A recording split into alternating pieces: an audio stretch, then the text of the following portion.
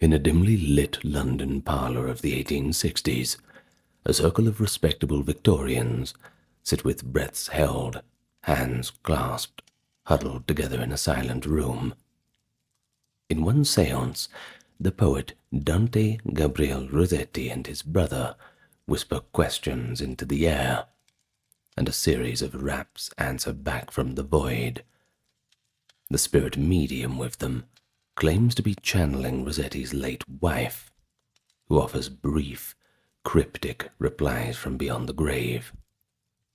It's an eerie scene, somewhat reminiscent of Gothic fiction, but this was a real event, recorded in February of 1866, 4 years after Elizabeth Rossetti's death. Such was the atmosphere of Victorian Britain, an age of steam and reason, utterly captivated by the other world.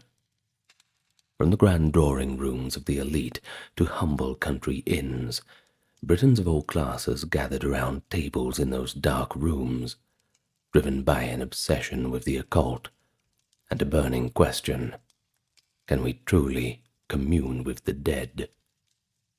And so today, that's exactly what we're going to talk about: the Victorian obsession with the occult as it permeated everyday life in Britain during the years of 1837 to 1901.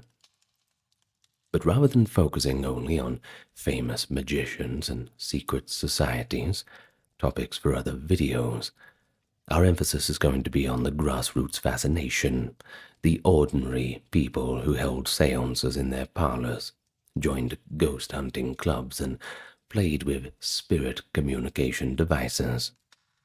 Also, the occult periodicals that were rolling off the presses in record number.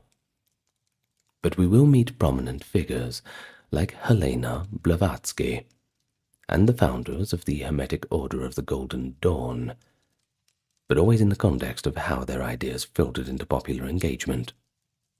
Along the way, we'll also relive the séance culture of table rapping and spirit mediums, visit the interesting ghost clubs of gentlemen investigators, and thumb through those occult publications, considering how contemporary religious and scientific voices critiqued the widespread paranormal craze too.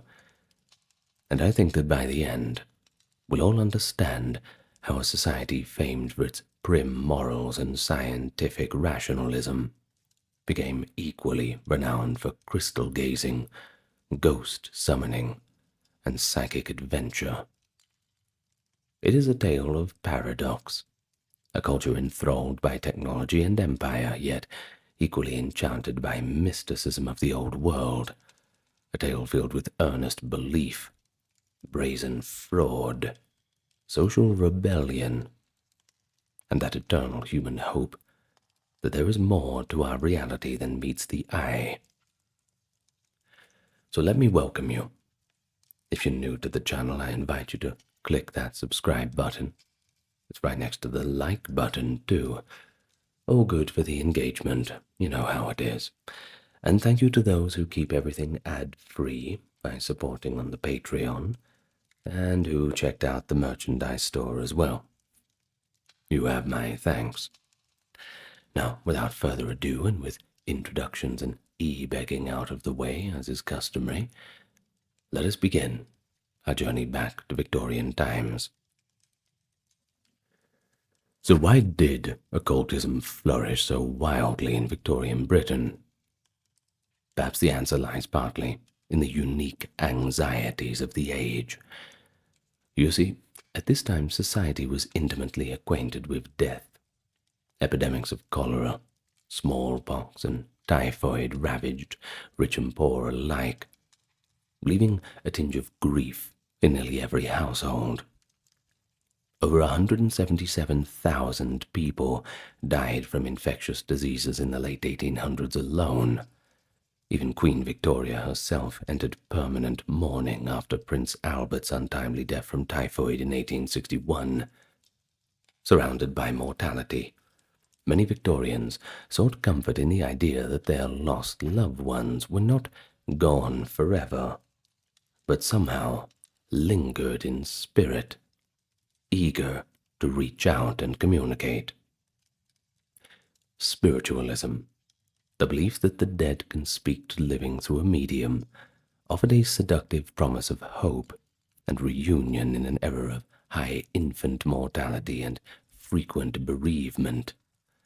At the same time, traditional religious certainties were wavering somewhat. The Victorian era saw challenges to Christian orthodoxy from the new scientific and intellectual developments.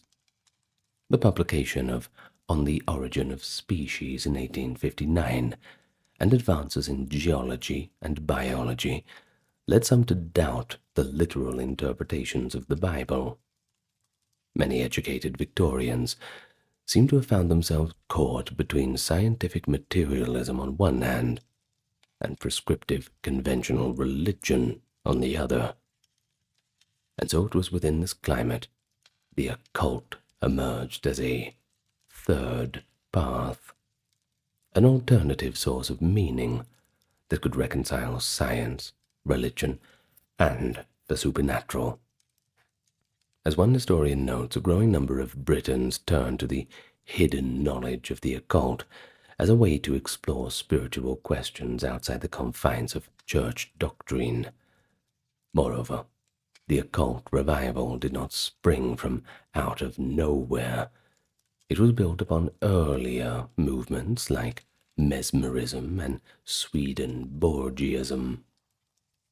In the late Georgian and early Victorian years, Franz Mesmer's theories of animal magnetism, that being hypnosis, and Emanuel Swedenborg's psychic visions of the afterlife had already piqued the interest in paranormal phenomena. By the 1840s, public demonstrations of mesmerism, placing objects in trance to exhibit mysterious mind powers, were popular entertainment. Swedenborg's writings, which claimed detailed tours of heaven and hell, circulated among spiritual seekers, suggesting that communication with unseen realms was indeed possible. Thus Victorians were primed to accept even stranger phenomena when they arrived. The spark that truly ignited modern spiritualism occurred across the Atlantic. In 1848, in a humble cottage in Hydesville, New York, two teenage sisters named Kate and Margaret Fox reportedly heard persistent rappings on the walls. Astonishingly, the rappings answered questions, supposedly the spirit of a murdered peddler communicating from the world beyond. News of the sisters' otherworldly communication, of course, spread like wildfire, and by the 1850s this Rochester knockings craze jumped the Atlantic and swept through Britain with equal fervor. And then came the mediums, individuals who claimed to serve as conduits for the dead. They began hosting table-rapping séances in English parlors and drawing rooms, recreating the mysterious knocks and messages first heard in New York. In 1852, one of the very first American mediums, Maria B. Hayden, traveled to London and offered séances for a guinea a head. All that basically kick-starting the British spiritualist movement. To the public of the time, stricken with grief and curiosity, the idea that science might have missed a profound truth, that the veil between life and death could be lifted, was irresistibly appealing. By 1865, spiritualism was being practiced widely throughout Britain, and had permeated all levels of society. It is worth noting that Victorian spiritualism often complemented, rather than contradicted, religious sentiment. Many saw it as not a rejection of Christianity, but rather as a new proof of it, evidence of an afterlife and the soul's survival. Indeed, some clergy and devout believers embraced séance messages as validation of heaven's existence. But there were others, especially within established churches, who condemned spiritualism, They condemned it as either fraudulent or, in the worst cases, demonic. That is a point that we will explain later in a bit more detail. But for now, suffice to say that the cultural soil of Victorian Britain was fertile for an occult revival, a potent mix of bereavement, religious questioning, scientific wonder, and prior fascination with the supernatural. And so into this milieu stepped the spirit mediums, and right behind them, an explosion of occult phenomena in everyday life. By the mid-19th century, séance culture had become a national pastime. In cities and villages across Britain, people from all walks of life gathered in those dark rooms hoping to converse with spirits. What had begun as a peculiar import from the New World rapidly grew into a mass movement. As one contemporary observer noted, by the 1860s, spiritualism was practiced widely throughout all of Britain and had adherents in every social class. It was not just fashionable aristocrats indulging on a whim, although many did, of course, but also middle-class shopkeepers, clergymen's wives, clerks, mill workers, pretty much everybody. The notion of contacting the dead struck a chord that resonated far beyond society's traditional classifications. Séances, that is, by the way, from the French word for sitting, you didn't know, well, they were the heart of this movement. A typical Victorian séance was an intimate gathering of perhaps 6 to 12 people seated around a table. The room would be arranged to encourage a hushed, mystical atmosphere. Heavy curtains drawn, lamps turned low or candles flickering, and often a spirit-friendly red or blue light bathed the scene. Before beginning, participants might sing a hymn or offer a prayer and appeal for the benevolent spirits to join them. The séance leader was almost always a medium, and notably, this role was frequently filled by women. In an era when women had scant avenues for public authority, strangely, mediumship became the one domain where they truly excelled. There was no barriers to entry, no barriers to ascent, and they really were respected. Victorians believed that women's supposed qualities of piety, passivity, and intuition made them ideal vessels for otherworldly forces. One commentator in 1871 observed that the female medium's more gentle, trance-like openness allowed spirits to take control of her psyche more easily than a man's. Well, whether or not that was true, the fact remains that spiritualism was one of the few areas in Victorian society where women could gain renown and authority. Female mediums like Emma Hardinge, Florence Cook, and Georgina Doddy Marshall became household names, and in a sense, kind of like early celebrities, at least in these spheres. During the séance, the medium would often clasp hands with the sitters to form a circle, a ritual meant to concentrate spiritual energy. And what followed could range from rather simple to quite spectacular. In many parlors, the initial phenomenon was table tipping or table rapping, the very manifestation that the Fox sisters had popularized.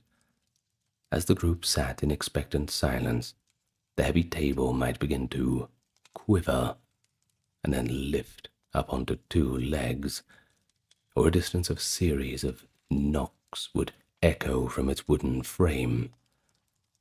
Each rap was typically interpreted as a yes or no communication. 1 knock for no, 2 for yes, that sort of thing. Or perhaps with pre-agreed codes, even spelled out letters of the alphabet. Attendees would eagerly pose questions. They'd ask if someone was there, what their name was, and if they could give a sign of some sort. Of course, the room would erupt in astonishment as invisible hands answered via bumps and thumps. These experiences became startlingly commonplace. By the late 1850s, one did not need to travel far to find a spirit circle in progress. Quite soon, table rapping swept the American continent, and in the early 1850s, it managed to cross the Atlantic. Séances began to take place in parlors and dining rooms of France, Germany, Italy, and Britain, recounts one historian. But what's more, no single demographic monopolized the activity. A rich diversity of peoples, genteel ladies in fashionable London squares to workers in provincial towns, they all took part. They formed local clubs and circles to pursue the mysteries together. In fact, in some neighborhoods, a medium's weekly home séance was as much of a social fixture as going to church on Sunday morning was. I'm sure that was much to the chagrin of the priests being, overtaken by such a different kind of practice. So, we know that it truly spanned classes, but it really went right to the top. In fact, even Queen Victoria herself was said to have contacted spirits in private settings. More on that shortly. While at the other ends of society, impoverished trance speakers would demonstrate their gifts in exchange for a few shillings.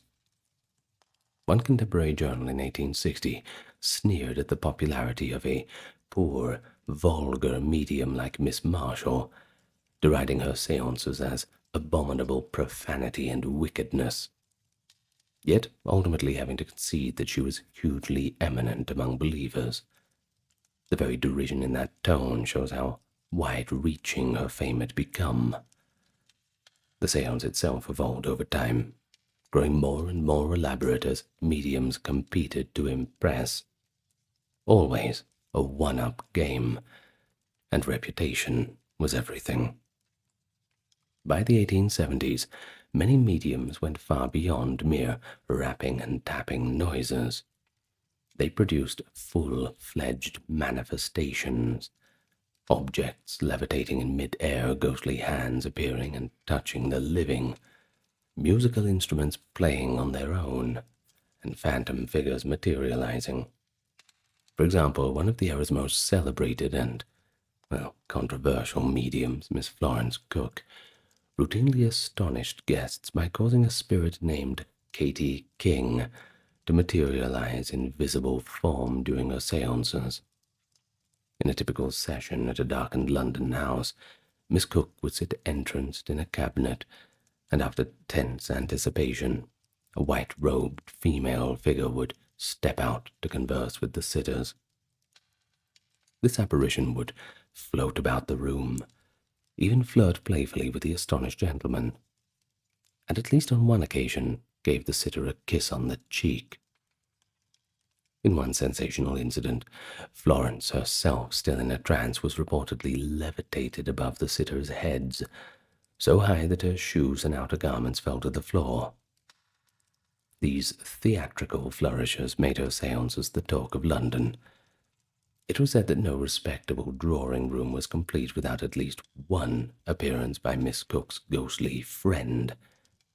And indeed, Katie King became so famous that the prominent scientist Sir William Crookes attended several sessions to investigate, even photographing the alleged spirit.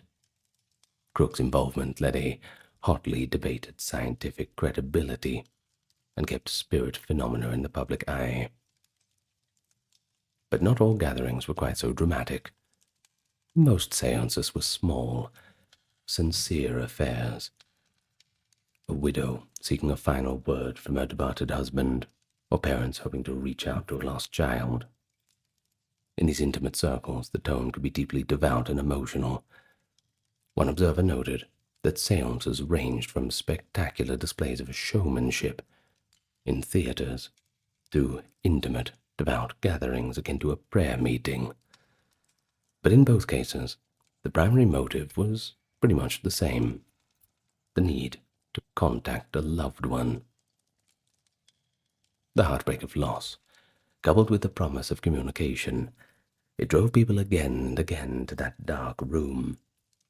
Elizabeth Barrett Browning, the famous poet, turned to séances to reach her beloved brother who had drowned. That is Alfred Russel Wallace, by the way, a co-discoverer of evolution, and he became a staunch spiritualist after the death of his young son in the 1860s.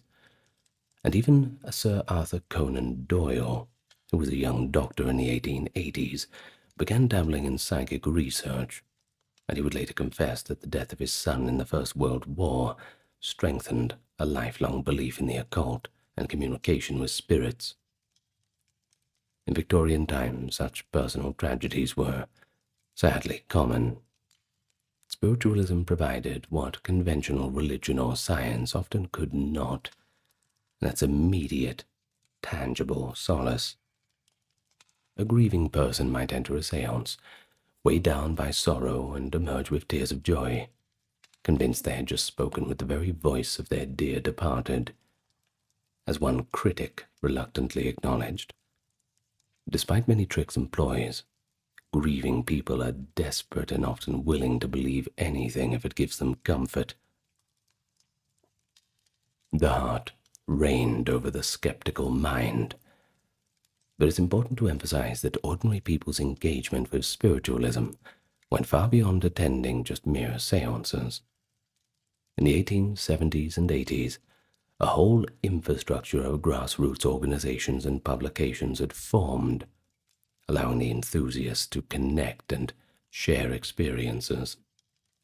Spiritualist societies sprouted in towns and cities. The British National Association of Spiritualists was founded in 1873, the London Spiritualist Alliance in 1884, and of course numerous local clubs and spirit circles existed by the dozen. In London alone, there has been groups tallied like the Charing Cross Spirit Power Circle, established 1857, the Marylebone Spiritualist Association, the East London Spiritualists, and more. These groups all held regular meetings, lectures, and demonstrations. In parallel, a vibrant spiritualist press emerged to cater to the curious. By the late Victorian era, Britain had multiple weekly and monthly papers reporting on occult happenings. The Spiritual magazine, founded in 1860, Human Nature, The Medium, and Daybreak, Two Worlds, and a long-lived journal simply called Light, founded in 1881, were among just many of the leading titles. These periodicals printed séance reports, accounts of ghost sightings, philosophical essays, letters from readers, and advertisements for the latest spirit photograph or healing medium. An enthusiastic reader in, say, Manchester or Bristol could follow the exploits of a famous London medium in the pages of Light, read advice on developing their own mediumistic gifts, and feel part of a national community of believers, all for a penny or two a week. And so in this way, the occult ideas circulated widely and bound together far-flung individuals who might otherwise have felt isolated in their unorthodox interests. There were also more informal conduits for spreading occult enthusiasm. Parlor games with a mystical twist became extremely popular. One such craze was the planchette, a heart-shaped wooden board on little casters with a pencil attached. Around 1867 to 68, planchettes became a fad in Britain, widely sold in stationery shops and toy stores as a scientific marvel, allowing users to practice automatic writing.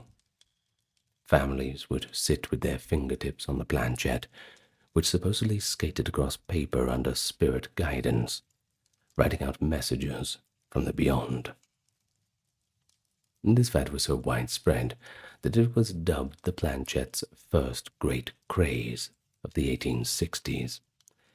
Even those who were too squeamish to hold a formal séance might happily experiment with this intriguing device at a weekend party. Newspapers initially ran amused pieces praising planchettes, But as the novelty wore off, skeptics published exposés with titles like The Three-Legged Imposter, puncturing the public's gullibility. Still, the very availability of planchettes for purchase shows how commercialized and even normalized spirit communication had become. It was literally a parlor pastime to be bought off a shop itself.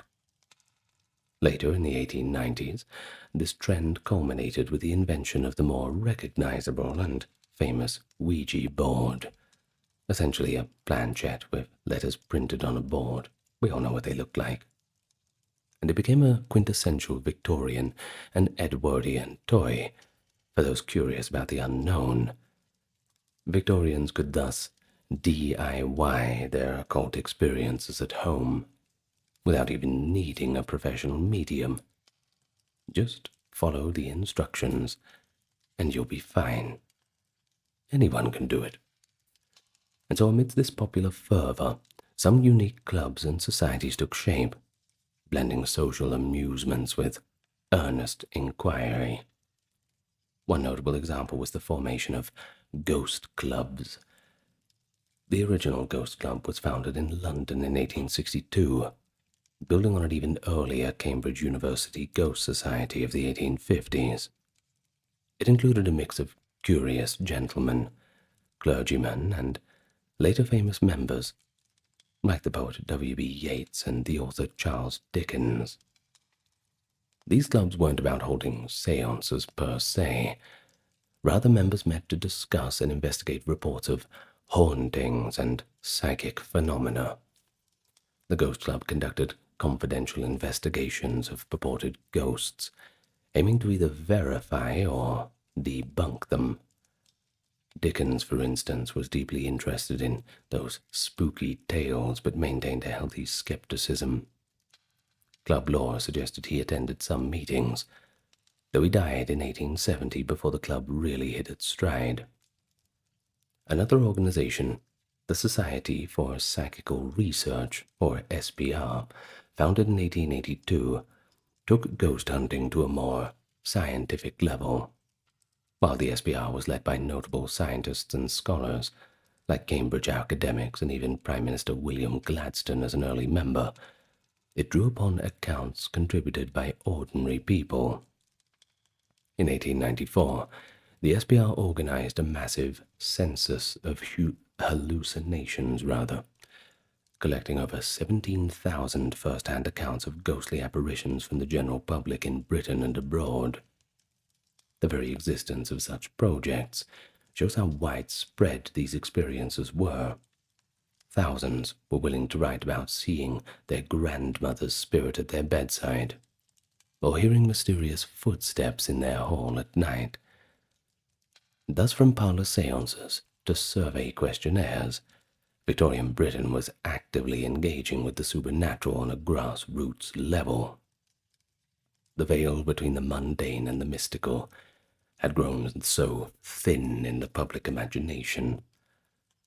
But before we move on from that, let's circle back to the royal seal of approval, as it were. Earlier we hinted that even Queen Victoria might have dabbled in spiritualism. Indeed, contemporary reports and persistent legend claim that after Prince Albert's death in 1861, the grieving monarch sought comfort through mediums. An often cited anecdote involves a teenage medium, Robert James Lees, who allegedly delivered a message to Queen Victoria from Albert, using a pet name for her known only to the couple. The story goes that Victoria was so impressed by this evidential detail that she invited young Lees to perform séances right there in Buckingham Palace. While the archival proof of these séances is scant, as the royal household would certainly keep such matters discreet, it is documented that as early as 1846 the Queen had shown interest in clairvoyance. That year a renowned clairvoyant, Georgiana Eagle, gave a private demonstration of second sight for Victoria and Albert at Osborne House. So at minimum, the highest in the land were not strangers to occult experimentation. It's little wonder then that the broader public felt it socially acceptable to indulge in their curiosities. If the widowed Queen Empress herself reportedly found solace in a medium's parlor, well, who could fault a commoner for doing the same? Well, let's move on. Spiritualist séances were the most widespread expression of Victoria's occult obsession, but they were not the only manifestation. You see, as the 19th century progressed, the hunger for this esoteric knowledge took on new forms. Many Victorians, after tasting the basic spirit communications of séances, craved deeper occult insights, ancient wisdom, exotic mysticism, and even magical practices. And so it led to the rise of new occult philosophies and secret societies that went beyond just chatting with ghosts. Two of the most influential currents were Theosophy and the Hermetic Order of the Golden Dawn. While these were more elite and doctrinal than spiritualism's free-for-all, they still had significant impact on popular culture and attracted a following among the educated middle classes.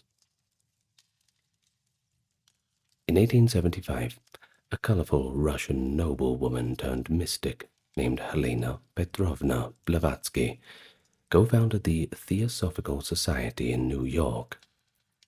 By the late 1870s, she had set her sights on Britain and India, determined to spread a new gospel of esoteric wisdom. Blavatsky was a larger-than-life figure, part scholar, part show woman who claimed to have traveled in Tibet and studied with hidden adepts. She emerged as a charismatic guru for those dissatisfied with both orthodox religion and the limiting approach of spiritualism, rather than just summoning spirits of the departed. Blavatsky's teachings, called Theosophy, meaning divine wisdom, sought to synthesize ancient Eastern philosophies, Western occultism, and more science of the modern era into this grand explanation of the universe.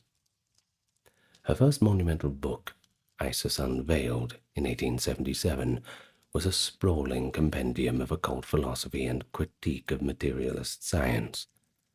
It caused a sensation. By 1887, she had established herself in London, where she founded a theosophical journal, cheekily titled Lucifer, meaning, of course, light-bringer, not Satan in her usage, and attracted prominent British disciples. Theosophy taught that spiritual truth underlies all religions, and that humanity could evolve into higher planes of consciousness. But it also offered alternative explanations for the phenomena spiritualists knew well. For example, Blavatsky criticizes spiritualists for assuming that every communication was from dead human spirits. She argued that many séance phenomena were caused by elementals, or astral forces, not the souls of the departed, but rather nature spirits or psychic energies. In her view, mediums often didn't realize that they might be challenging astral impersonations. As one analysis notes, Blavatsky asserted that what the spiritualists believed were spirits of the dead was just something else. This more complex occult framework drew many educated Victorians who wanted a cosmology more sophisticated than just knocks and table tilts. Despite its lofty ideas, Theosophy still had appeal at the popular level. Blavatsky herself demonstrated what one might call paranormal stunts to intrigue followers, famously producing letters from her mysterious Tibetan masters that would phenomenally appear in closed rooms or fall from the ceiling.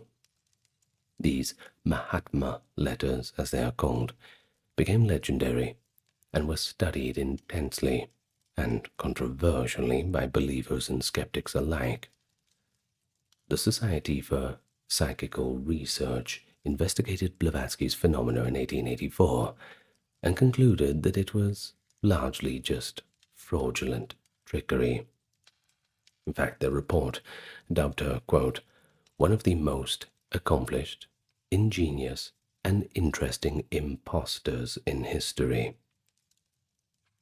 But the ardor of her followers was not dampened by this.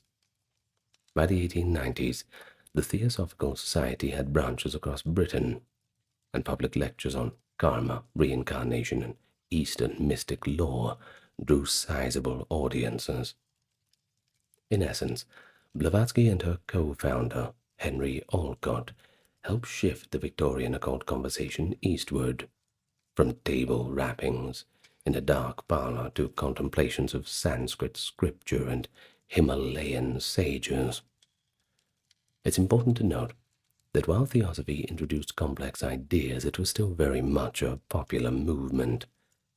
Many who joined and attended lectures were ordinary folks, school teachers, clerks, housewives with spiritual curiosities, and a notable English convert was Annie Besant, a fiery social reformer who, after reading Blavatsky's work in 1889, embraced Theosophy and would later lead the society herself.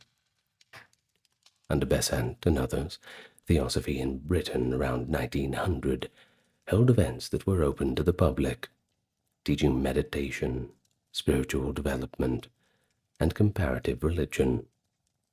Some Victorians thus engaged with the occult not through ghostly thrills, but through intellectual study of mystical traditions. It was a different flavor of the occult craze, a lot less sensational, a lot more philosophical, but part of the same broad impulse, seeking truth beyond the material realm. Parallel to the Theosophical wave, another occult enterprise was brewing in London, one focused not on spirits or Mahatmas, but rather on ceremonial magic. In 1888, 3 British gentlemen, all Freemasons, by the way, with an interest in esoteric lore, founded the Hermetic Order of the Golden Dawn. This secret society would become one of the most famous magical orders in history, influencing occult practice well into the 20th century. At its core, the Golden Dawn was an attempt to systemize occult sciences, as alchemy, tarot, astrology, Kabbalah, Enochian magic, and the invocation of angels and spirits into a more structured path of spiritual development. Members underwent initiation ceremonies and studied graded curriculums of arcane wisdom, learning how to perform rituals intended to connect them with higher planes of being. Though it was a secretive order, the Golden Dawn was very much a product of the Victorian occult revival. The Golden Dawn was both the product of and an influential contributor to a broader social investment into the occult during that era. In other words, its emergence was made possible by the prevailing fascination with hidden mysteries. The founders, Dr. William Westcott, Samuel Mathers, and Dr. William Woodman, were all deeply steeped in occult literature that had become readily available in the 1880s, from medieval grimoires to Rosicrucian manifestos. In fact, the order's founding legend revolved around cipher manuscripts and secret Rosicrucian adepts, reflecting the treasure-hunting spirit of the time for the lost mystical knowledge. Despite being secretive and selective, members were usually invited and sworn to confidentiality. The Golden Dawn's membership was a cross-section of middle-class Victorian society: lawyers, doctors, clergymen, and a notable number of women as well. It was one of the first occult orders to admit women on equal terms, echoing spiritualism's relatively egalitarian approach. Within a few years, the order's roster, included literary figures like W.B. Yeats, actress Florence Farr, novelist Arthur Machen, and later in the 1890s, the infamous Aleister Crowley, Ooh, full video on him soon. I'm looking forward to that one. Well, they gathered in West London Temple to enact rituals of Egyptian gods and angelic sigils, donned colourful robes and regalia, and kept their activities carefully guarded from public view.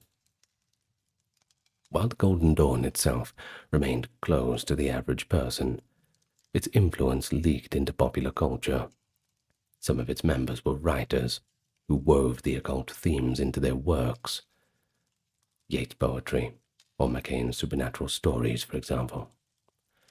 Occult concepts like tarot cards, Hebrew Kabbalah, and Enochian angel language, once obscure things, began to trickle out via books ordered by Golden Dawn initiates. For instance, A.E. Waite wrote The Book of Black Magic and of Pacts in 1898, and other treatises that brought ritual magic and lore to this broader audience. The order's very existence also attracted rumour and intrigue.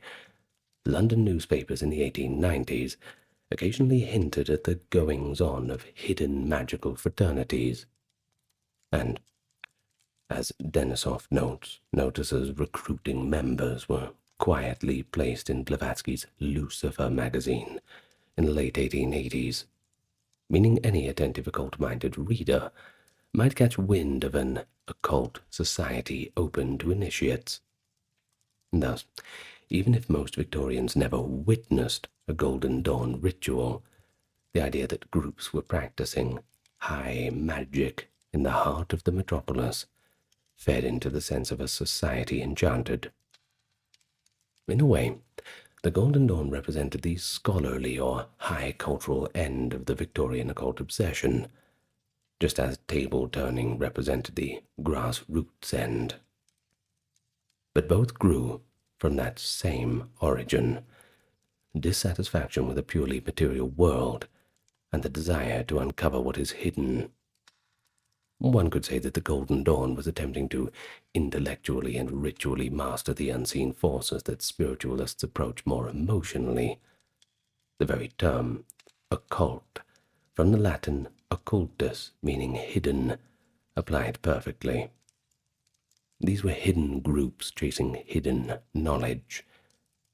The Golden Dawn peaked in the 1890s, coinciding with the late Victorian flourishing of mysticism, and then splintered by 1900 due to internal conflicts and scandals, partly thanks to Crowley's disruptive influence.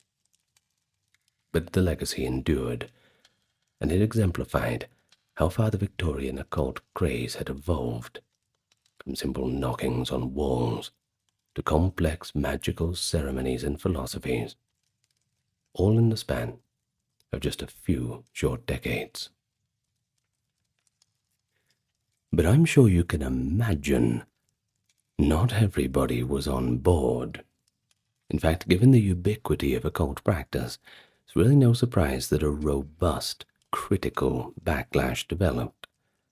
Many Victorians, scientists, clergy, and skeptics looked upon the occult craze with either alarm or just plain ridicule.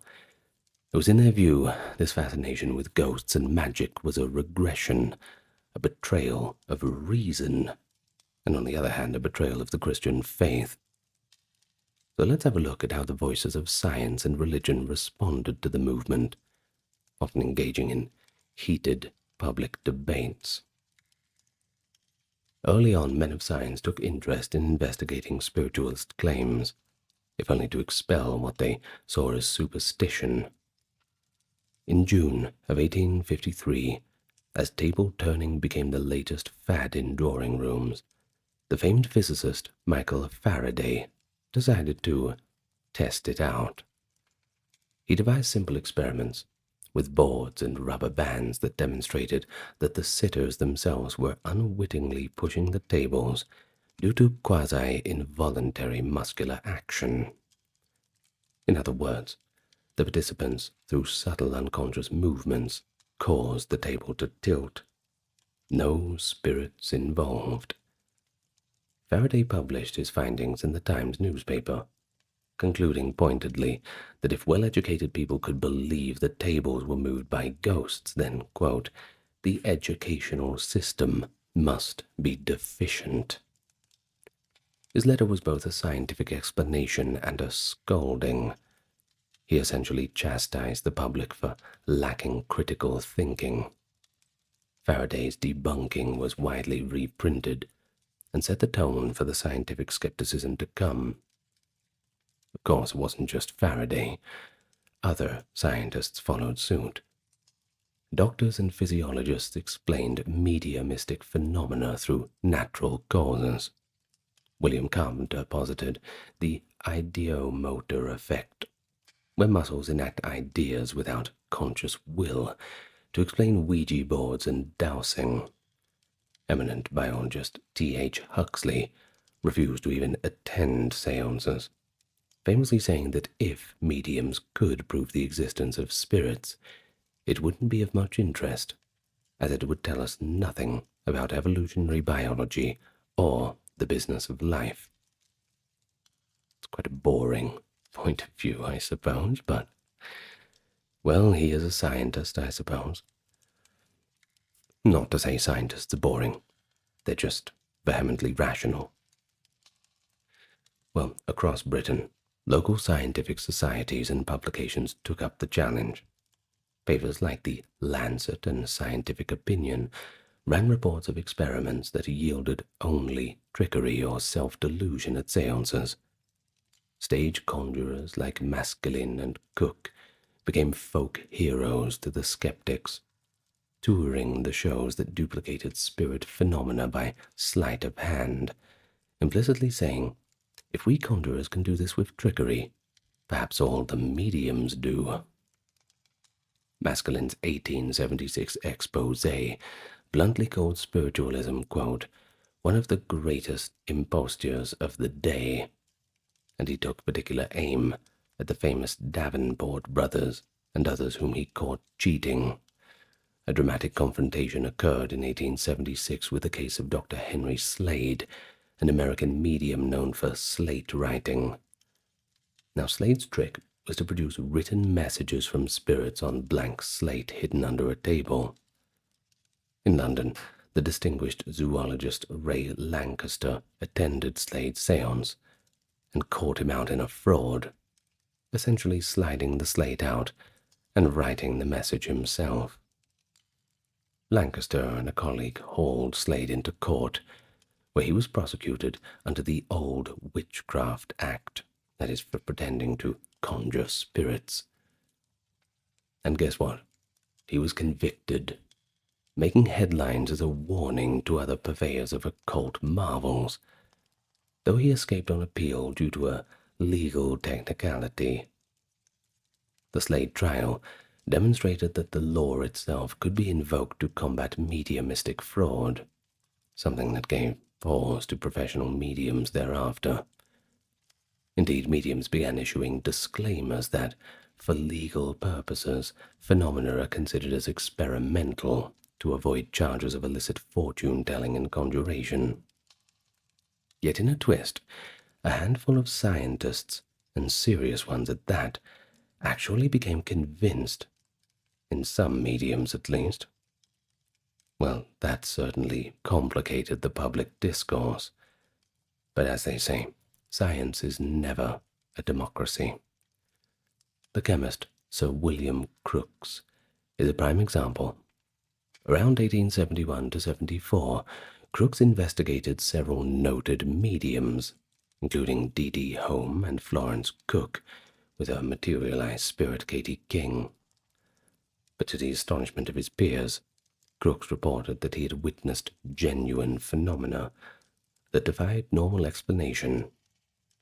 Accordions playing with no one touching them, bodies levitating, ghostly figures appearing that he even grasped, finding them tangible, yet strange. He published these accounts in scientific journals, lending a momentary credibility to spiritualism that believers trumpeted widely. But skeptics accused Crookes of being duped, or even of an imprudent romance with the young Florence cook that clouded his judgment. Now that's a scandalous rumor. Well, the episode revealed a split in the scientific world. A minority, which included evolutionary biologist Alfred Russel Wallace, a fervent spiritualist advocate, accepted that some occult phenomena was real and worthy of research, but the majority remained unconvinced, and more often than not quite scornful of the issue. The split would later spur the creation of the Society for Psychical Research, which aimed to apply rigorous study to such claims. The SPR, founded in 1882 by academics and intellectuals, was essentially a bridge between believers and skeptics.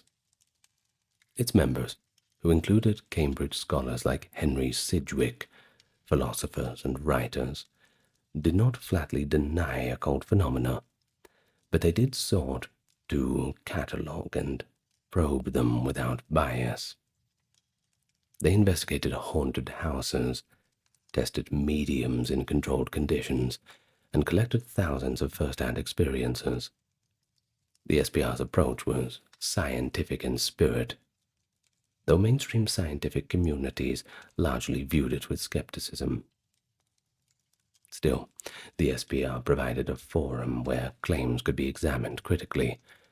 For instance, they dispatched researcher Richard Hodgson to India in 1884 to investigate Blavatsky's theosophical phenomena.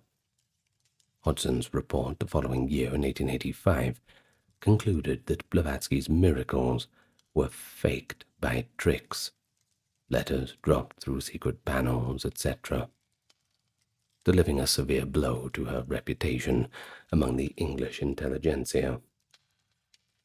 But the SPR also exposed fraud closer to home. They caught spirit photographer William Hope cheating in the early 1900s and revealed several celebrated mediums as frauds by observing hidden methods. By the end of the century, thanks to such efforts, a considerable catalogue of fraud techniques was public knowledge. Trapdoors in séance rooms, luminous paint used to simulate ghostly ectoplasm, accomplices masquerading as spirits, contortionists escaping ropes, ventriloquism, and much more. This accumulation of evidence made it a lot harder for the most ardent believers to ignore the possibility that many supernatural events had very easy explanations. And after all, it's a bit awkward. No one likes to look stupid. No one likes to put their hand up and say, "Yes, I've been tricked. I was one of the people who fell for it." Those who do, well, good for them. It takes a lot of guts. Of course, satire and media mockery were another potent tool against the occult excesses. The irreverent magazine Punch led the charge at poking fun at spiritualism. Week after week, they published cartoons and humorous pieces on séances, mediums, and gullible believers.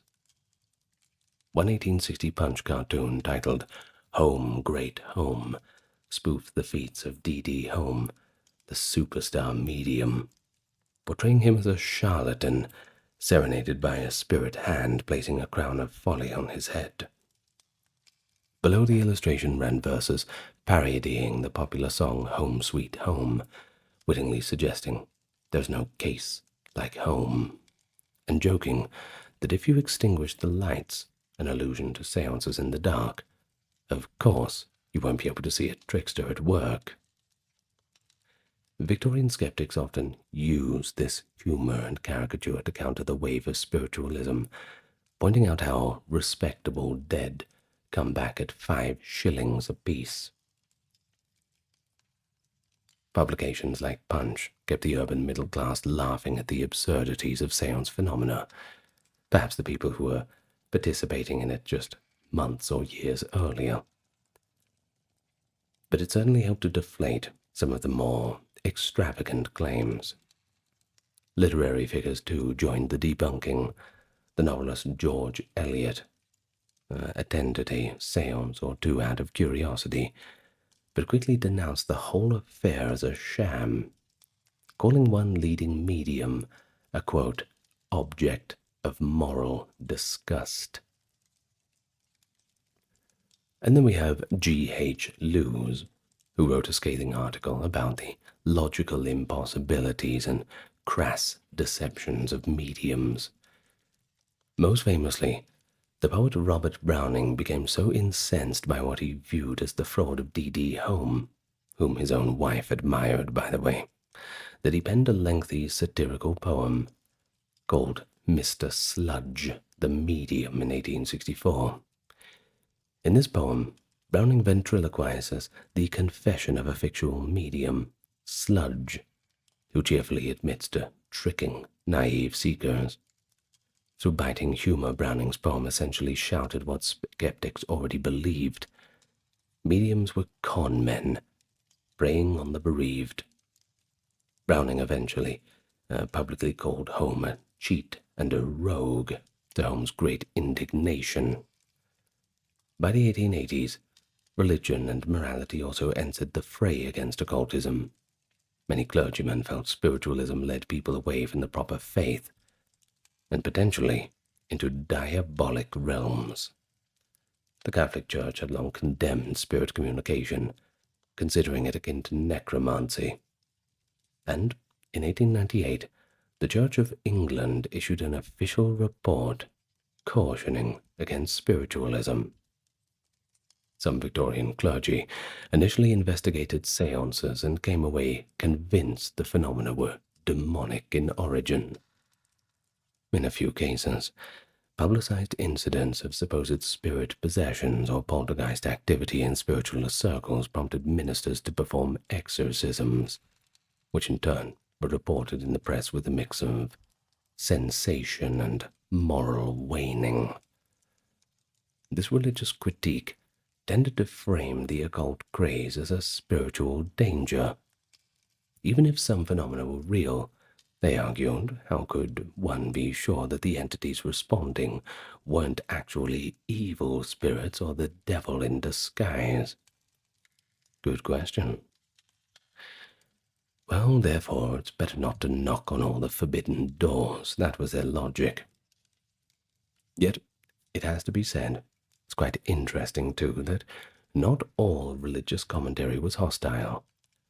A segment of devout spiritualists emerged, founding spiritualist churches that blended Christian theology with mediumship. It was often called Christian spiritualism. They contended that communicating with spirit was a gift from God to affirm immortality, and that it could actually reinforce the communicator's faith. These spiritualist congregations, however, remained outside the mainstream, which largely saw them as heterodox. The majority of Victorian churches and religious leaders maintained a skeptical or condemnatory stance, which influenced many ordinary believers to steer clear of occult practice for fear of endangering their soul.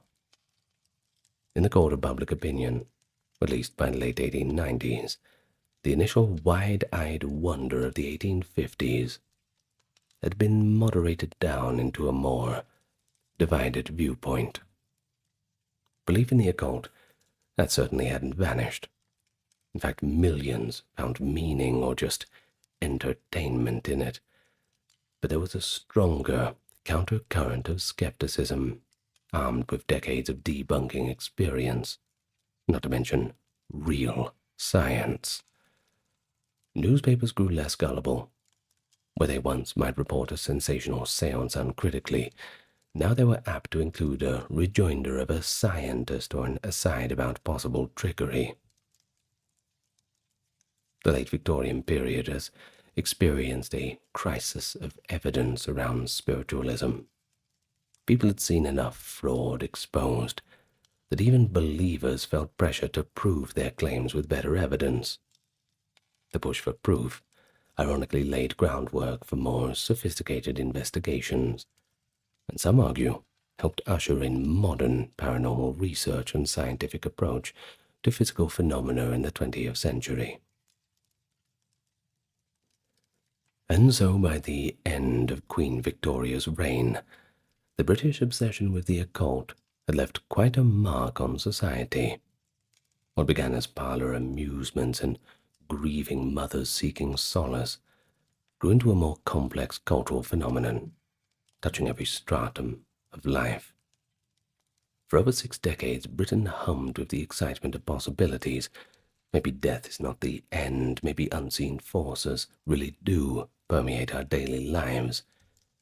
Maybe we all have latent psychic powers just waiting to be awakened. The widespread engagement was met with both enthusiasm and backlash.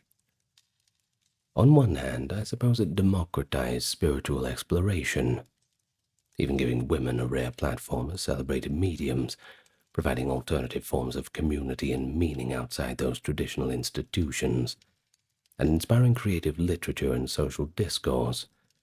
But on the other hand, sharp criticism from the rationalists and religious authorities, who perhaps feared the nation was losing its grip on truth and morality.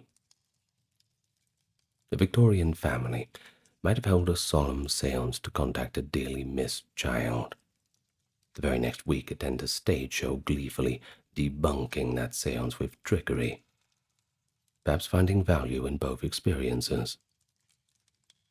The occult craze gave the Victorians an imaginative playground in which to renegotiate the boundaries of life and death, natural and supernatural, what is permissible and what is diabolical.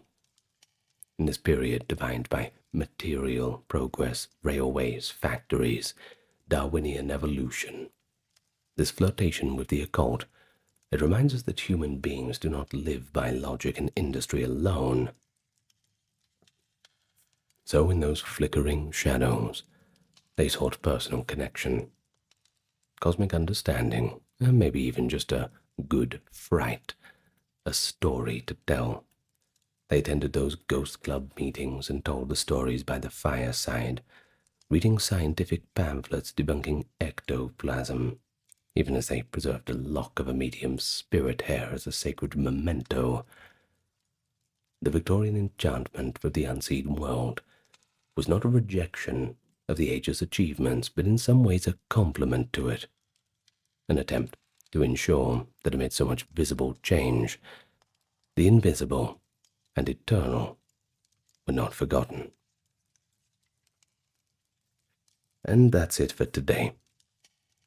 I hope you've enjoyed this video about the Victorians' obsession with the occult. Perhaps you're a bit into the occult, or perhaps you're a skeptic, or perhaps you are, I don't know, just into Victorian London. Who knows, but either way, I hope you gained something from this. Now, let me thank the top-tier patrons and supporters: Dark, Kimberly, Christine, Ali, Ember, Susan, Cameron, Legitmus, Kerry, Charlene, Lynn, Therese, Katiana, Nicholas, Ulfednir, Alexander, Charles, Christine, Dr. Neuronerd, Erin, Jaden, Jim, Jeffrey, Jessica, Madeline, Melissa, Orthodox Review, Scott, Stark Factory, Shell, Wendy, Josie, Sarah, Ryan, Thor, Cameron, Stefan, Kevin, the HMSHH, Crystal, Towerbury, Anthony, Lucy, Brandon, and Guku Bubonic. Thank you all so much. And that is it for today. Yes, that is it. All right then, guys. Thank you so much for joining me. As always, lots of love to you all, and I hope you have a good rest. See you when you feel like coming back, when another interesting video piques your curiosity. Farewell for now.